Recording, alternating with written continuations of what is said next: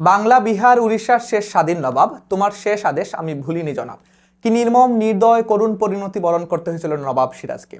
সুপ্রিয় শিক্ষার্থীরা, আজকে আমরা আলোচনা করব এইচএসসির সিরাজউদ্দৌলা নাটক নিয়ে। এবং তোমরা জানো যে সিরাজউদ্দৌলা নাটক এবং লাল সালু উপন্যাস থেকে তোমাদের কিন্তু সৃজনশীল প্রশ্ন আসবে, এর পাশাপাশি তোমাদের কিন্তু অসংখ্য এমসিকিউ কিন্তু এখান থেকে আসবে।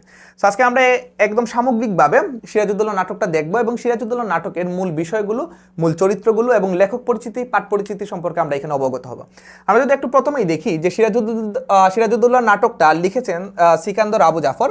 এবং এই সিকান্দর আবু জাফর যে নাটকটা লিখেছেন, এটা মূলত একটা ইতিহাস নির্ভর করুণ রসাত্মক নাটক। আমরা এই নাটকের পদে পদে, নাটকের একদম ক্রমে ক্রমে আমরা কিন্তু দেখতে পাই এই নাটকে কিভাবে দেশি বিদেশি ষড়যন্ত্র এবং তার নিজের মানুষের ষড়যন্ত্রের কাছে বাংলাদেশের স্বাধীন নবাব সিরাজউদ্দৌলা পলাশীর প্রান্তরে পরাজিত হন। সো এখানে যদি বিষয়বস্তুটা আমরা প্রথমে দেখি, তাহলে সেটা হচ্ছে যে এক কথায় আমরা বলবো যে দেশি বিদেশি চক্রান্তের পরিপ্রেক্ষিতে দেশপ্রেমিক নবাব সিরাজউদ্দৌলার যে করুণ পরিণতির একটা পরিস্ফুটন কিংবা একটা উপস্থাপন আমরা এখানে দেখতে পাই, সেটা কিন্তু খুব সুন্দরভাবে সিকান্দার আবু জাফর তার এই যে সিরাজউদ্দৌলা নাটক এইটার মধ্যে তুলে ধরেছেন। এবং এই সিরাজউদ্দৌলা নাটকের মূল বাণী, মর্মবাণী, উপজীব্য বিষয় বা মেইন থিম, যেটা আমরা জিস্ট অংশটুকু বলি না কেন, এটা হচ্ছে স্বদেশপ্রেম, মাতৃভূমিকে পরাধীনতার হাত থেকে রক্ষার আপ্রাণ প্রচেষ্টা। যেটা আমরা বিভিন্ন সময় বিভিন্ন এমসিকিউ আমরা দেখতে পাই যে আমাদের কিন্তু এই মূল বিষয়টা, মূল মর্মবাণী কিংবা যেটাকে আমরা উপজীব্য বিষয় হিসেবে আমরা এখানে আখ্যায়িত করি। আমরা একটু সামনের দিকে যাই। আমরা যদি প্রথমেই দেখি যে সিরাজউদ্দৌলা নাটকের যে মেইন বিষয়, সেটা হচ্ছে যে পলাশীর যুদ্ধে কিন্তু নবাবের পতন কিংবা নবাবের পরাজয়।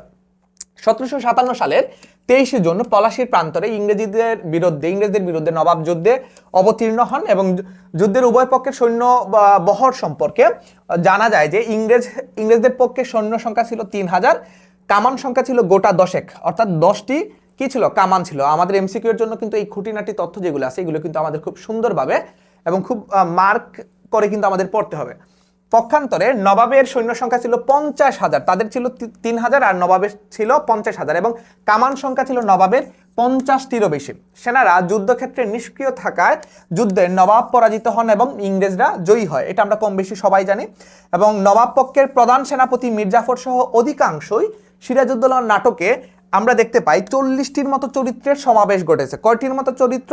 40টির মতো চরিত্র। এমসিকিউ এর জন্য কিন্তু আমাদের এটা খুবই গুরুত্বপূর্ণ একটা টপিক।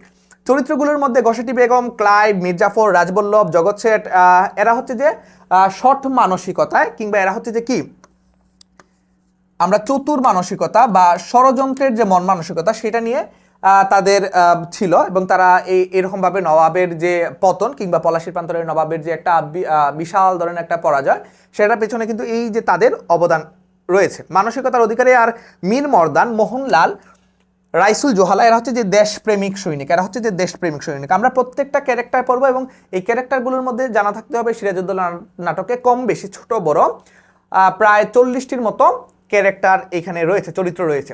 আচ্ছা, আমরা একটু পরবর্তীতে দেখবো। তোমাদের জন্য একটা সুখবর, সেটা হচ্ছে যে এইচএসসি 24 ব্যাচের যারা আছো বা 25 ব্যাচের যারা আমাদের ভিডিওটা দেখতেছ, তারা কিন্তু খুব সহজেই তোমাদের যে বাংলা প্রথম, বাংলা দ্বিতীয়, ইংরেজি প্রথম, ইংরেজি দ্বিতীয় এবং আইসিটি 5টা সাবজেক্ট, এই 5টা সাবজেক্ট কিন্তু খুব সহজেই 500 নাম্বারের এই পূর্ণাঙ্গ প্রস্তুতি কিন্তু আমাদের সাথে নিতে পারো। আমরা কিন্তু অনলাইনে তোমাদেরকে বেস্ট সার্ভিসটা দিব।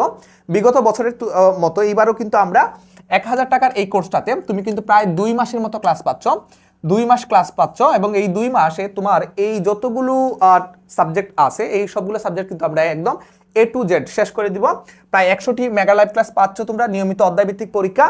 এছাড়াও তোমাদের প্রতিটা ক্লাস নেওয়া হবে ফেসবুক সিক্রেট গ্রুপে লাইভের মাধ্যমে। তুমি কোনো একটা ক্লাস মিস করলে পরবর্তীতে এটা রেকর্ডেড থাকবে, তুমি দেখে নিতে পারবা। এই 2টা নাম্বারে তোমরা যোগাযোগ করতে পারো, অথবা আমাদের এই পেজের ইনবক্সে যদি তোমরা মেসেজ করো, তোমরা বিস্তারিত তথ্য জেনে যাবা। সো দেরি না করে তোমরা এই কোর্সটাতে ভর্তি হলে তোমাদের বাকি যে বিষয়গুলো আছে, বাংলা প্রথম দ্বিতীয়, ইংরেজি প্রথম দ্বিতীয় এবং আইসিটি, সবগুলো বিষয় কিন্তু আমরা একদম তোমাদেরকে বেস্ট সার্ভিসটা অনলাইনে দিব। সো আমরা একটু পরবর্তীতে দেখি নবাবের পলাশীর প্রান্তরে যে চরিত্রগুলো। সিরাজউদ্দৌলার পক্ষে যে চরিত্র, এগুলো আমরা একটু দেখব। সিরাজউদ্দৌলার পক্ষে কি চরিত্র ছিল? লুৎফুন্নেসা, আমেনা বেগম, মোহনলাল, তিনি আসলে দেশপ্রেমিক এবং লড়াকু বীর ছিলেন। মীর মর্দান হচ্ছে দেশপ্রেমিক এবং বীর যোদ্ধা। সাফরে, লড়াকু বীর। রাইসুল জোহালা, বদ্রি আলী খা, নৌবে সিং হাজারি, এরা হচ্ছে যে সিরাজউদ্দৌলার পক্ষে ছিলেন। অন্যদিকে ইংরেজদের পক্ষে কারা কারা ছিলেন? ঘসেটি বেগম, তিনি চক্রান্তকারী এবং মূল হোতা, ঈর্ষাপরায়ণ ছিলেন। মীর জাফর লোভী এবং বিশ্বাসঘাতক। তোমরা জানো যে মীর জাফরটা আসলে আমাদের কাছে সচরাচর কিন্তু আমরা বিশ্বাসঘাতক কিংবা কেউ যদি আমাদের কাছে শর্ট অর্থাৎ কেউ যদি আমাদের সাথে প্রতারণা করে বিশ্বাসঘাতকতা করে তাকে কিন্তু আমরা মীর জাফর বলে ডাকি, অর্থাৎ এটা কিন্তু একটা গালিতে পরিণত হয়েছে। মিরন, রাজবল্লভ, রায়দুর্লভ, উমিচাঁদ, মানিক চাঁদ, জগৎ শেঠ, মোহাম্মদী বেগ, ক্লাইভ, ক্লেটন, হলওয়েল, ওয়াটস, ড্রেক, কিলপেট্রিক, ঠিক না? এই সবগুলো হচ্ছে যে ইংরেজদের পক্ষে ছিল এবং সিরাজের পক্ষে কিন্তু এই কয়েকজন গুটি কয়েক মানুষ ছিলেন। সো এই যে আমরা সিরাজের পক্ষে এবং ইংরেজদের পক্ষে যে মানুষগুলো দেখতেছি এদের একটু সংক্ষিপ্ত পরিচয়টা আমরা একটু দেখিনি। প্রথমে আমরা দেখব নাটকের কেন্দ্র এবং নায়ক চরিত্র সিরাজউদ্দৌলা। নাটকের কেন্দ্র এবং নায়ক চরিত্র হচ্ছেন সিরাজউদ্দৌলা তিনি নিজে।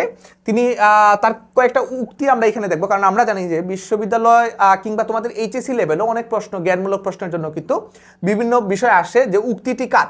তো বীরু প্রতারকের দল চিরকালেই পালায় কিন্তু তাতে বীরের মনোবল ক্ষুণ্ণ হয় না, এই উক্তিটি সিরাজের। রজার ড্রেক প্রাণ বয়ে কুকুরের মতো লেজ গুটিয়ে পালিয়েছে, উক্তিটি হচ্ছে সিরাজের। কত বড় শক্তি তবু কত তুচ্ছ, এটা উক্তিটা সিরাজের। তোমরা জানো যে এটা কিন্তু লুৎফুন্নেসাকে তার স্ত্রীকে তিনি বলেছিলেন যে আসলে তিনি যখন বুঝতে পারতেছেন যে পুরো সবাই যে সেনাপতি কিংবা তার কাছের মানুষজন সাম্রাজ্যের তার রাজ্যের সকল মানুষজন তার বিরুদ্ধে, কিন্তু তিনি একা লড়ে যাচ্ছেন, তো তিনি এটা বলছিলেন যে কত বড় শক্তি তার কিন্তু তবু সবকিছু কত তুচ্ছ। এটা উক্তিটা হচ্ছে সিরাজউদ্দৌলা নিজের।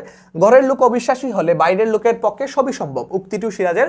আমার সারা অস্তিত্ব জুড়ে কেবল যেন দেয়ালের বীর, শুধু ঘুম নেই শেয়াল আর সিরাজউদ্দৌলার চোখে। সিরাজউদ্দৌলা কিন্তু লুৎফুন্নেসাকে এটা ডেকে নিয়ে রাতে বলছিলেন যে শুধু ঘুম নেই শেয়াল আর সিরাজউদ্দৌলার চোখে। তিনি কিন্তু পরবর্তীতে অর্থাৎ যুদ্ধের আগে, পলাশির যুদ্ধের কিছুদিন আগে থেকে কিন্তু তিনি অনুমান করতে পারছিলেন যে আসলে তিনি শঙ্কিত ছিলেন, তিনি উৎকণ্ঠিত ছিলেন যে আসলে কি হতে যাচ্ছে।